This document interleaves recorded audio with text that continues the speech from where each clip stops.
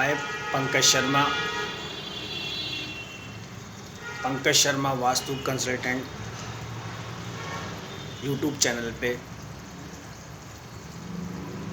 वास्तु शास्त्र की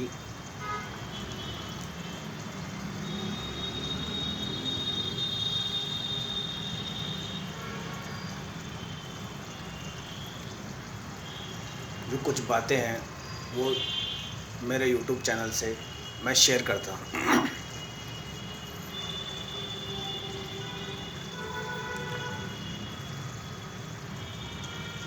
मेरा वीडियो जो 2 से 3 मिनट का होता है उसको सुन के आपका जो वास्तु है वो ठीक होता है। वास्तु मेरी ये कोशिश रहती है कि मेरा वीडियो कोई सुने तो उसको एज़ पर वास्तु की उसे जानकारी मिले। वास्तुशास्त्र आज सोशल मीडिया और जो फेसबुक, ट्विटर, इंस्टाग्राम और एक दो जो नई चीज़ें हैं उस पे हमें बहुत इजीली मिल जाता है। जैसे इजीली आप मुझे यूट्यूब पे सुन रहे हैं। मैं कोई इतना बड़ा इस वास्तु में जानकार नहीं हूँ, मगर मेरी इसमें जो प्रैक्टिस है वो प्रैक्टिस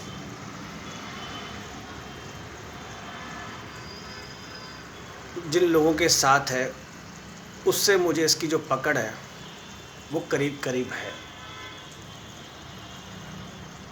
वास्तुशास्त्र में 4 डायरेक्शन होती है, नॉर्थ, साउथ, ईस्ट और वेस्ट, उत्तर, दक्षिण और पूर्व, पश्चिम।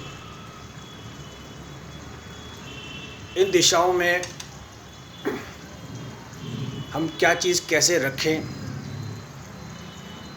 और इन दिशाओं में जो 5 तत्व होते हैं इन 5 तत्वों को हम कैसे बैलेंस करें, ये वास्तुशास्त्र में मेन जो बात है वो ये है। 5 तत्वों में वायु का प्रभाव, अग्नि का,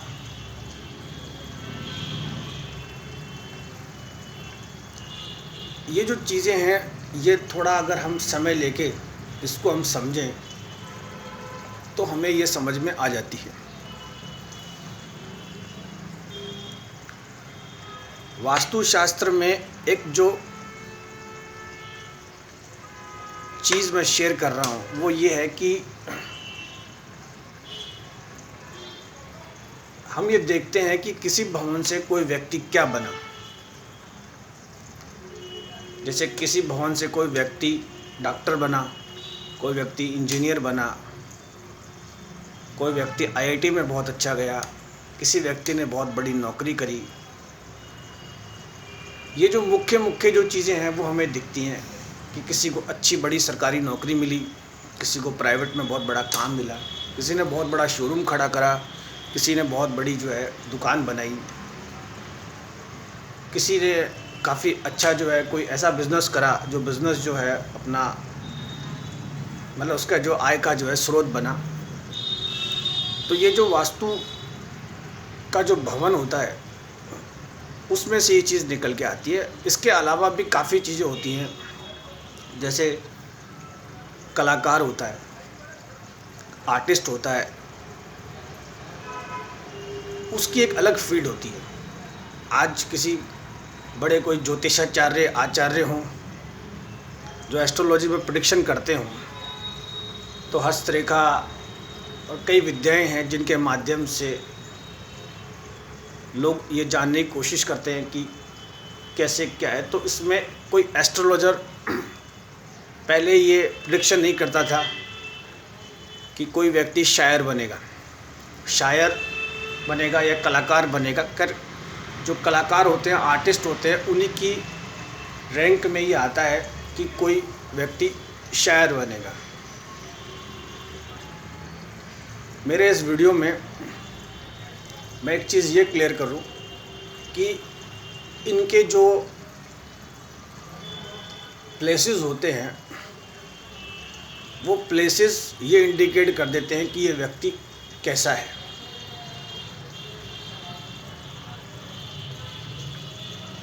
इसमें होता ये है कि कोई व्यक्ति अगर अच्छा वक्ता है, बोलता अच्छा है, तो उसके ये ऑप्शन पहले दिख जाते हैं कि भाई ये 5 लोगों को कमांड कर सकता है, अगर कहीं बीच में खड़ा होगा तो ये नेता बनेगा। एज पर वास्तु ऐसा कोई इंडिकेशन पहले नहीं मिलता है, पर कम मिलता है, पर थोड़ा बहुत इंडिकेट हो जाता है। शायर का जो इंडिकेशन है कि कोई व्यक्ति शायर बनेगा, उसका इंडिकेशन ये है कि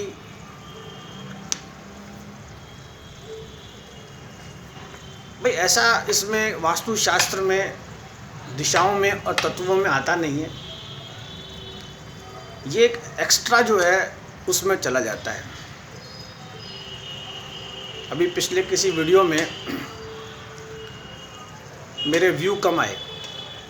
जब मेरे व्यू कम आए तो मैंने किसी से चर्चा करी, किसी ने मुझे बताया और कहा कि पंकज भैया आप जो है अपने इस वास्तु में एक आधा कोई शेर भी बोला करिए। शेर जो कोटेशन होती है, तो उसने मुझे लिख के दिया और कहा कि ये जो शेर है आप बोलिए, इससे आपके जो व्यूज़ हैं वो बढ़ेंगे। पॉइंट से हटके बात है। तो और उसमें ये भी बताया कि उसमें आपको टाइम कम मिलेगा। उसने मुझे शेर लिखा और मैंने उसमें कोट किया, तो मेरे व्यूज़ बढ़े और मेरे उसमें जो सब्सक्राइबर है वो भी बढ़े।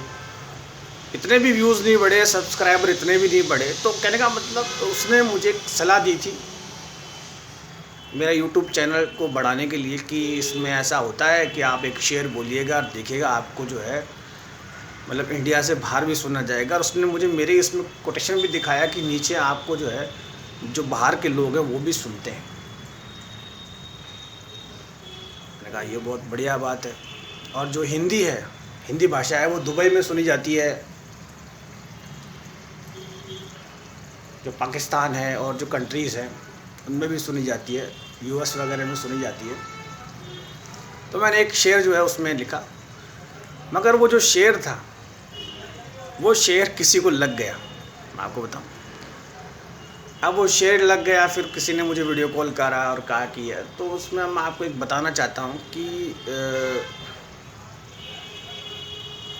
ठीक है, वास्तु कंसल्टेंट पंकज शर्मा के चैनल पे अगर आपको ऐसा लगे तो उसमें जो है वो ठीक किया जाए। और हाँ, इसमें एज पर वास्तु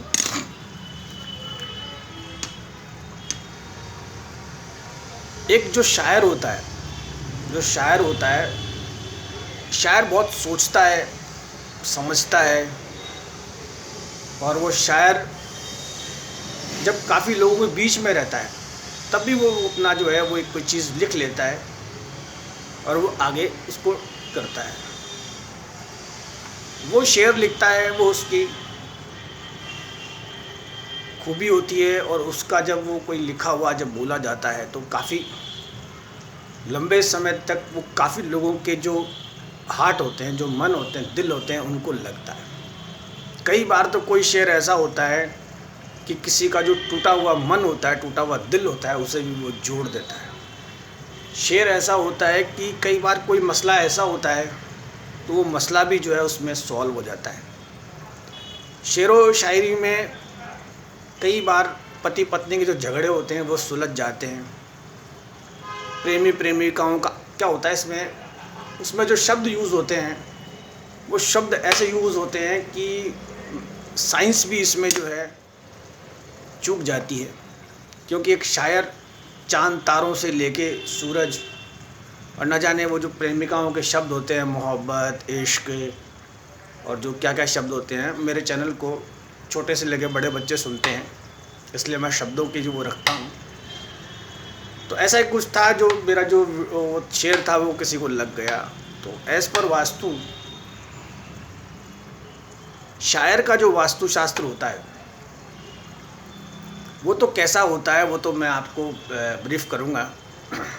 मगर किसी शायर का शेर लग जाए, उसका वास्तुशास्त्र कोई मुझे सुन रहा हो, तो मैं इसमें इंडिकेट करूँगा कि किसी को शेर बहुत ज़्यादा लग जाए। किसी ने शेर का, एक कॉमन सी बात है,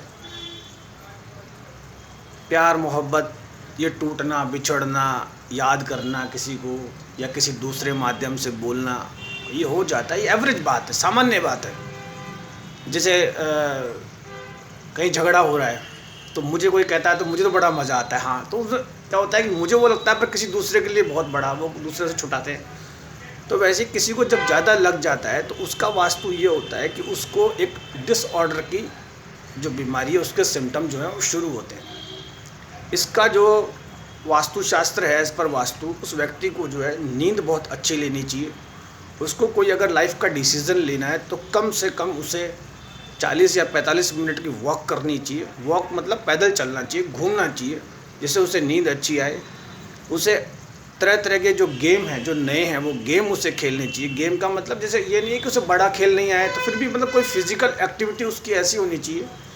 और ऐसा करने से क्या होगा कि जैसे उसका जो शरीर का हवा पानी है वो चेंज होगा। और अगर वो किसी धर्म में जैसे भगवत गीता है, तो भगवत गीता वो किसी से सुने या पढ़े या समझे। और सोशल मीडिया को जैसे अगर वो फॉलो करता हो, भाई जैसे किसी को मेरा अगर किसी का शेयर लगा, यानी वो सोशल मीडिया को सुनता है, तो भगवत गीता को वो ऐसे पढ़े, ऐसे समझे भगवत गीता को।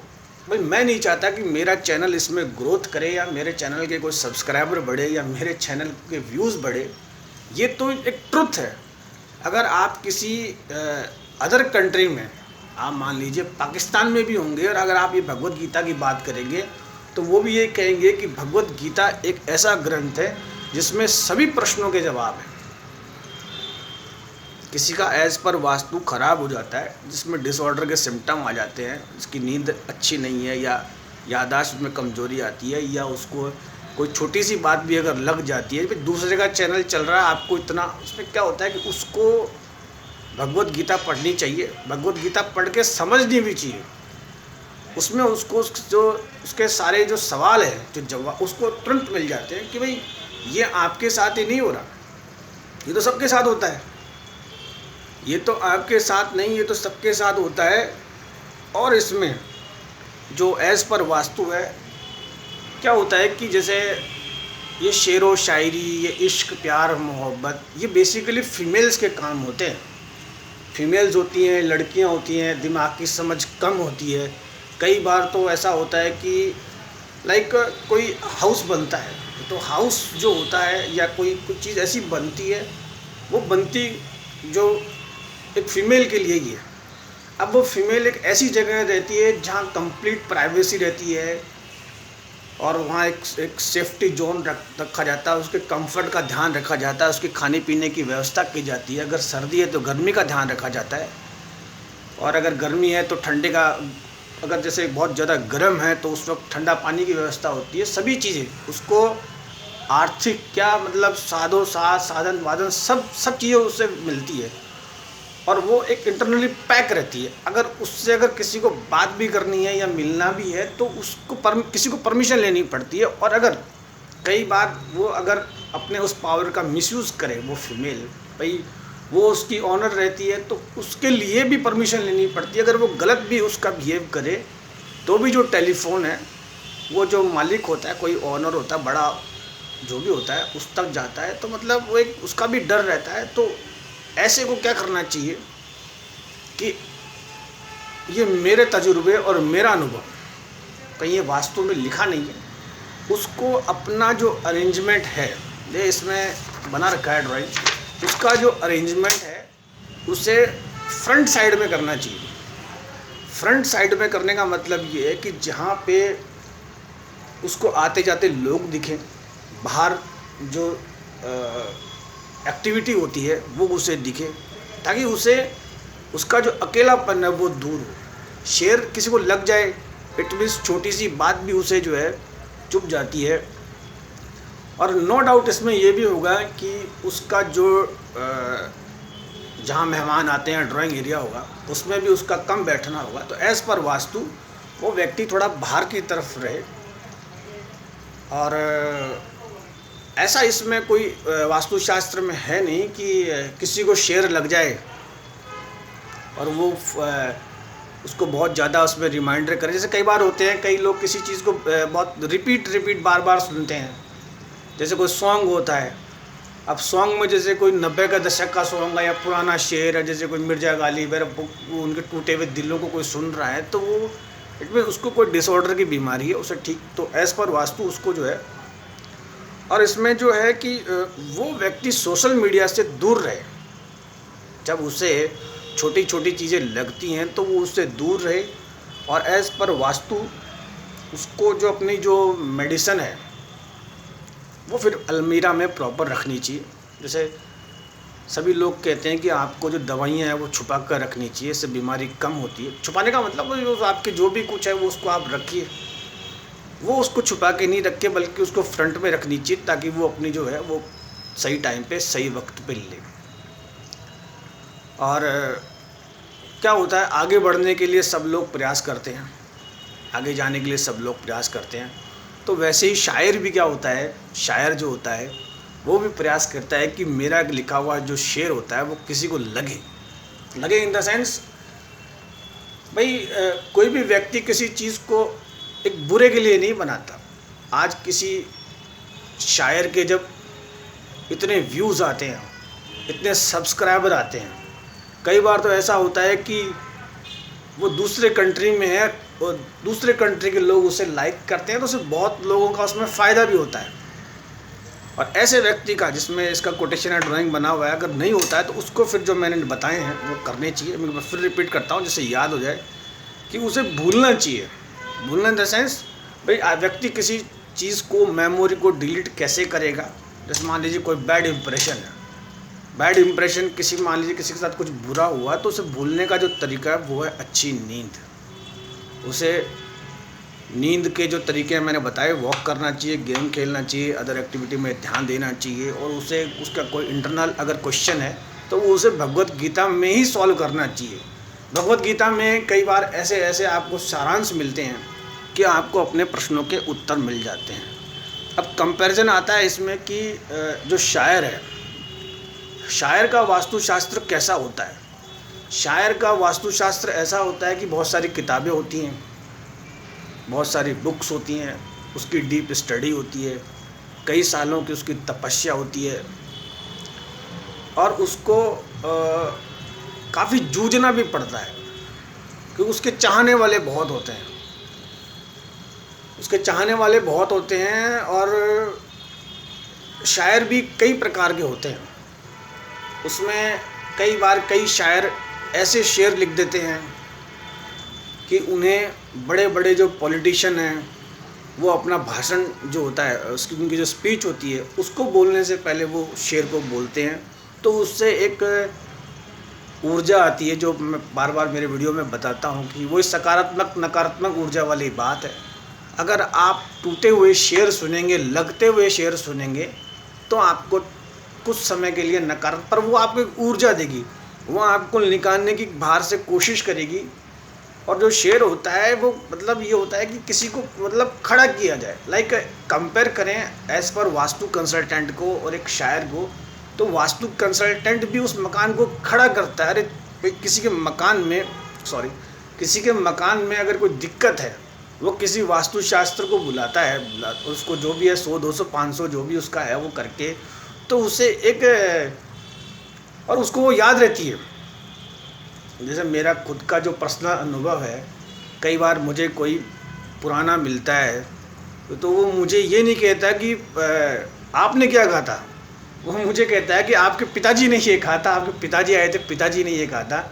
और आप है ना, आप अपनी जो नाड़ी शास्त्र में जो लीफ पढ़ते हो, जो ये भृगु संहिता में लिखा है, आपका जो पन्ना है वो हमें बता देंगे कि आपके जो चाचा जी ने ये कहा था, आपके फूफा जी ने ये कहा था, आपके मामा जी ने ये कहा था, मौसा जी ने ये कहा था, ये मतलब मैं आपको बता रहा हूँ। तो इसमें ऐसा हो जाता है। और रही बात, जैसे शायर बहुत सोचता है, वो भी सोच के ही निकालता है, तो वैसे ही एक वास्तु जो शास्त्र जो करता है वो भी काफ़ी, उसकी भी, जैसे आप प्रैक्टिकल मुझे लीजिए, तो जब मैं बिल्कुल छोटा, जिसे कहते हैं 10-11 साल का था, तब से मैं सुनता था कि भाई ये ऐसे ऐसे भवन बनते हैं, इसमें ऐसा होता है। इसमें कोई मिरेकुलस और जादूगिरी नहीं है। कई चीज़ें, कई प्रिडिक्शन मुझे भी पहले कर दी गई थी। और जैसे मैं बोलता बहुत ज़्यादा, तो मुझे बोलने के लिए पहले मना किया था, जैसे किसी ने टोका बताया। तो इसमें होता यही है कि आपको जो 2 चीज़ें हैं वो मैंने क्लियर कर दी। उसमें ये नहीं हो कि पंडित जी आप जो वास्तुशास्त्र का वीडियो बनाते हैं और आप बताते कुछ भी नहीं, तो मैंने इसमें क्लियर कर दिया। और इसमें एक जो चीज़ आती है वो ये आती है कि अगर किसी को कोई चीज़ लगती है, तब उससे सोशल मीडिया से दूर रहना चाहिए। जैसे किसी ने किसी की तारीफ़ करी, फॉर एग्ज़ाम्पल किसी ने कहा अरे आपकी जो हेयर स्टाइल है वो बहुत अच्छी है, किसी ने किसी की तारीफ़ करी। अब किसको जो से मुझे कहता है तो मुझे मुझे मुझे बुरा नहीं लगता, पर किसी को बहुत बुरा लग जाता है। कोई कहता है कि आप बहुत अच्छा, आप बहुत ख़राब बोलते हैं, तो वो उसमें कंपेयर होता है। और मैंने जो ये शेयर बोला था वो सिर्फ़ और सिर्फ मेरे व्यूज़ बढ़ाने के लिए बोला था कि मेरे सब्सक्राइबर बढ़े। मैं भी नहीं चाहता कि मेरा चैनल जो है डिमोनेटाइज हो जाए। और इसमें वास्तुशास्त्र में यही है, मैंने बहुत धीरे से बताया।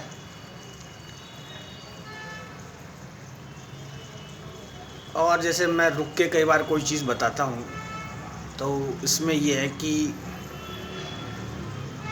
एज़ पर वास्तु, यानी कि पंडित जी आप फिर मतलब डबल बात बोल गए। कोई बात अगर किसी को बुरी लगती है, इसमें लिखा है, अब मैं डबल बोल रहा हूँ, अगर आपको लेना हो तो उस बात को भूलना नहीं चाहिए। समझिए इस चीज़ को, इस चीज़ को समझने वाली बात है। भाई क्या होता है कि ये भी एक साइंस है जिसकी हमें पकड़ है कि कोई हमारा वीडियो सुने, तो जैसे किसी शायर का अगर कोई शेर सुने और वो इतना एनर्जेटिक हो जाए कि कैसा वाह साहब वाह, आपका शेर सुन के हमें जो है एक ऊर्जा मिली, तो वैसे पंडित जी का वीडियो कोई लास्ट तक सुने और उसका वास्तु ठीक नहीं हो, तो मेरा वीडियो बनाना मतलब सफल नहीं है। जो भूलना मैंने लिखा है, भाई भूले नहीं, याद रखें। बुरी अगर कोई चीज़ है, अब जैसे किसी के पुराने जो हैं अगर याद करेंगे तो अच्छा लगता है। और रही बात नींद की, तो कोई क्यों सोए, मैं तो कह रहा हूँ जगता ही रहे। नींद कम लेने में ही फ़ायदा है। जुनून होता है किसी व्यक्ति को, जैसे कई बार, एक बार किसी ने जो मेरे ऐसे टीका लगा रहे थे मंदिर में, तो मैंने क्या है आंखें बंद कर ली। मैं आंखें बंद ही रखता हूँ, मैं दिन में भी आंखें बंद रखता हूँ, कई बार तो मैं चश्मा लगा लेता हूँ क्योंकि मैं नींद में रहता हूँ। तो जैसे वो टीका लगा रहे थे तो किसी ने, बहुत बड़ा मंदिर था, क्राउड था, भीड़ थी, तो किसी ने मुझसे कहा कि आप जो अपनी आँखें हैं खुली रखा करो, ये आँखें हैं उस परमात्मा परमेश्वर ने देखने के लिए दिए, बंद रखने के लिए नहीं दी। थर्ड थिंग वॉक की, मैं वॉक में भी एक बात बताता हूँ, ज़्यादा ऐसे इधर उधर घूमना क्या ज़रूरी है। अगर ज़्यादा ही अगर कोई डॉक्टर ही प्रिस्क्राइब कर दे, जैसे कई बार होता है ना, तो एक घर पे वो साइकिल ले आइए, होती है ना, उस पर उसी में बैठ के 50 जो जितने और मांड उसमें मीटर भी लगा, आप उसी साइकिल पे आप जो करिए। और गेम वेम क्यों खेलिए, मैं तो कहता हूँ आप बैठे ही रहिए, बैठे रहिए, और जो ये वीडियो वगैरह ये देखते रहिए, नई चीज़ है। और अदर एक्टिविटी भी कम करिए, जो एक्टिविटी है वो ठीक है। भगवत गीता जो है भगवत गीता जो है वो आप ना पढ़े, इसमें आपके किसी प्रश्नों का हल नहीं मिलेगा, क्योंकि बाय प्रैक्टिकल ये किताबें पुस्तकें मैंने भी बहुत मतलब बांटी है। भगवत गीता में कई बार कोई सार ऐसा होता है, ऐसे ऐसे प्रश्न होते हैं कि आपका जन्म ये हुआ था, ये था, तो उसमें क्या होता है, व्यक्ति का जो कॉन्शियस माइंड है वो अनकॉन्शियस हो जाता है, मेडिकली अनफिट हो जाता है। और एक जो चीज़ रह गई, लिखा है किसी ने, ये मेरे रूम में साथ में रहते हैं, और ये है कि आते जाते लोगों को बाहर ना देखे, डिस्टर्बेंस होता है। और क्या, हाँ मेडिसिन, एक जो मेडिसिन टाइम पे, मैं तो कह रहा हूँ मेडिसिन टाइम पे क्या ले, आप मेडिसिन ले ही नहीं, कहीं अलमीरा में उस मेडिसिन दवाई को, इस क्या होता है, ज़्यादा मेडिसिन आपको लेथार्जिक बनाती है। और इसमें एक जो सूत्र है, वो जो डॉक्टर जो प्रिस्क्राइब करता है वो ये कहता है कि पेट का जो फंक्शन है वो अपने आप ही ठीक होता है, अपने आप ही ऐसा हो जाता है। इसमें मेडिसिन लेने से बल्कि जो पेट है वो सबसे पहले ख़राब हो जाता है। आप चाहे कोई सी भी मेडिसिन लीजिए, सबसे पहले आपका जो पेट है वो जाम हो जाएगा। अगर आपका पेट होगा तो जो आपका नेक्स्ट डे वो डेफिनेटली ख़राब हो जाएगा। एज़ पर वास्तु अगर आपका फिट बना हुआ है तो वो ख़राब हो जाएगा। और रही बात डिसऑर्डर की, तो डिसऑर्डर के जो सिम्टम होते हैं वो सिम्टम ही रह जाते हैं, वो किसी उसमें रहते नहीं हैं। और रही बात इसमें ये है कि व्यक्ति जब किसी चीज़ को लगाएगा नहीं तो उसको क्या रहता नहीं। अब जैसे किसी ने जैसे ये लिखा कि ऐसे इस पर बनाया, ऐसे करके लिखा, तो उसने कम से कम कुछ कोशिश तो करी किसी ने। और हाँ, किसी ने किया भी वीडियो कॉल कि आप ये पंकज शर्मा जो वास्तु कंसल्टेंट जो यूट्यूब चैनल बनाते हैं, इसमें आप ये कौन से जो शेयर हैं, ये शेयर आप बना देते हैं।